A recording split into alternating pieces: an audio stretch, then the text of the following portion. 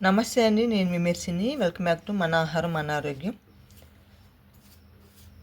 2 weeks వరకు store చేసుకునే snack చూపిస్తున్నానండి. ముందుగా ఒక మిక్సింగ్ బౌల్ తీసుకొని 3 కప్స్ గోధుమ పిండి వేసుకోవాలి. టేస్ట్ సరిపడా సాల్ట్ వేసుకొని, నేను ఇక్కడ నెయ్యి వాడుతున్నానండి. మీకు కావాలంటే ఆయిల్ కూడా వేసుకోవచ్చు.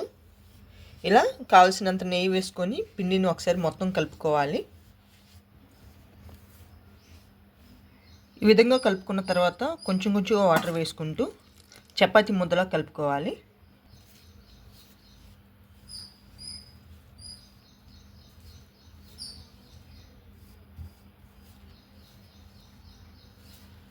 నేను ఈ రెసిపీలోకి వంట సోడా కానీ ఏమీ వాడలేదండి. మీకు కావాలంటే వేసుకోండి, లేదంటే స్కిప్ చేయొచ్చు.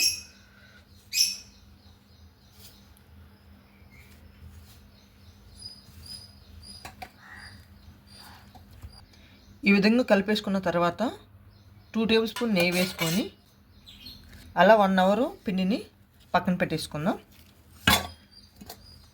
చూడండి, 1 అవర్ తర్వాత పిండిని మళ్ళీ ఒకసారి ఇలా కలిపేసుకొని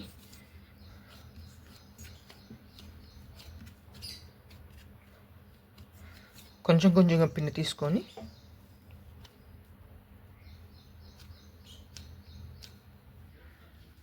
ఈ మాదిరి మందం అయితే సరిపోయింది చపాతి.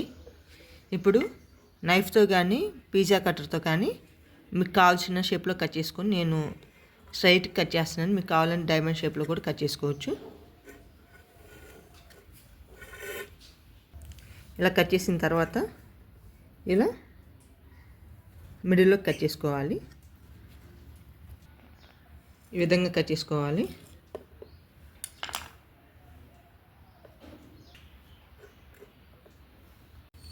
ఈ విధంగా మీకు నచ్చిన షేప్లో కట్ చేసుకోండి. పిండి మొత్తం ఇలా ముందుగానే రెడీ చేసి పెట్టుకోవాలి.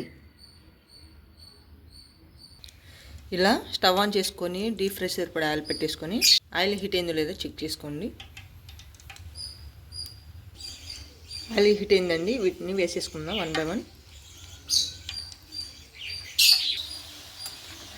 మన వంట సోడా ఏమైపోయినా కానీ చూడండి కానీ చక్కగా పొంగుతున్నాయో.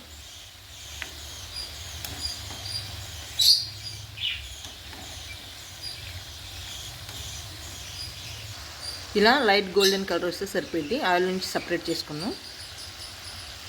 ఇలా స్టైనర్లో వేయటం వల్ల ఆయిల్ అంతా సపరేట్ అయిపోయింది. ఇంకా మిగతా అన్ని కూడా ఫ్రై చేసుకుందాం.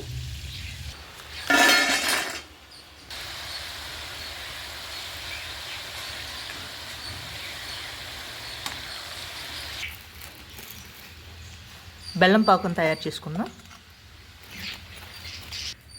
3 టేబుల్ స్పూన్ వాటర్ వేసుకొని బెల్లం పాకం తయారు చేసుకుందాం.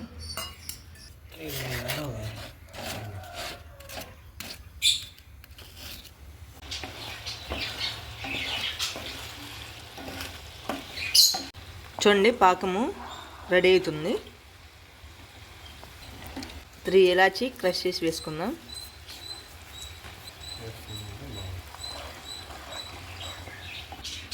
ఇలా అన్నీ ఫ్రై చేసుకున్న తర్వాత కొంచెం స్వీట్ చేసుకుందాం, కొంచెం హార్డ్గా చేసుకుందాం. పాకం రెడీ అయింది. ముందుగా ప్రిపేర్ చేసుకున్న వీటన్నిటిని పాకంలో వేసేసుకుందాం.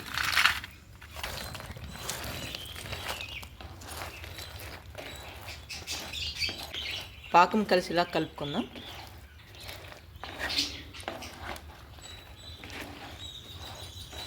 ఈ విధంగా కలిపేసుకున్న తర్వాత స్టవ్ ఆపేసుకుందాం. ఈ విధంగా కలిపేసుకొని పూర్తిగా చల్లారాక బాక్స్లో స్టోర్ చేసుకుందాం. ఈ విధంగా పూర్తిగా ఆరిపోయిన తర్వాత స్టీల్ బాక్స్లో కానీ గాజు బౌల్లో కానీ స్టోర్ చేసుకుంటే 2 వీక్స్ వరకు పిల్లలకి స్నాక్స్ పెట్టడానికి సింపుల్గా ఉంటుంది. ఇలా హెల్తీగా బెల్లంతో గోధుమ పిండితో మీరు ఏమన్నా రెసిపీస్ ట్రై చేస్తే ప్లీజ్ కామెంట్స్ పెట్టండి. ఇంకా నా ఛానల్ చూస్తూ సబ్స్క్రైబ్ చేసుకోకుండా లైక్ చేయకుండా చూస్తే ప్లీజ్ సబ్స్క్రైబ్ చేసి లైక్ చేసి నా ఛానల్ సపోర్ట్ చేయండి. మరొక కొత్త రెసిపీతో నేను మీ ముందుకు వస్తాను. Thank you for watching.